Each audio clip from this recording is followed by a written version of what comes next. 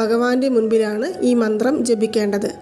അതുപോലെ തന്നെ നമ്മുടെ ഏതെങ്കിലും ഒരു പ്രാർത്ഥന, ഞാനിപ്പോൾ ഒരുപാട് കാര്യങ്ങൾ പറഞ്ഞു, അതായത് രോഗങ്ങളില്ലാതാകുവാൻ, കടം പ്രശ്നങ്ങൾ തീർന്നു കിട്ടുവാൻ, തൊഴിൽ തടസ്സം മാറിക്കിട്ടുവാൻ, മംഗല്യ തടസ്സം മാറിക്കിട്ടുവാൻ എന്നിങ്ങനെ ഒരുപാട് കാര്യങ്ങൾ പറഞ്ഞു. ഇതിൽ ഏതു കാര്യമാണോ നിങ്ങൾക്ക് ആവശ്യം, ആ ഒരു കാര്യം മാത്രം നമ്മൾ ഭഗവാന്റെ മുൻപിൽ സമർപ്പിച്ച് ഈ മന്ത്രം ചൊല്ലാവുന്നതാണ്.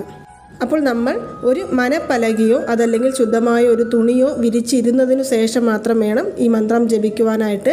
നിന്നുകൊണ്ട് ഒരിക്കലും ഈ മന്ത്രം ജപിക്കരുത്. പ്രായമായവർ വേണമെങ്കിൽ നമുക്ക് ചെയറിൽ ഇരുന്നു കൊണ്ട് ജപിക്കാവുന്നതാണ്. മന്ത്രം ഇതാണ്: ഓം ശ്രീ ലക്ഷ്മി നരസിംഹം ശരണം പ്രപദ്യേ. ഓം ശ്രീ ലക്ഷ്മി നരസിംഹം ശരണം പ്രപദ്യേ.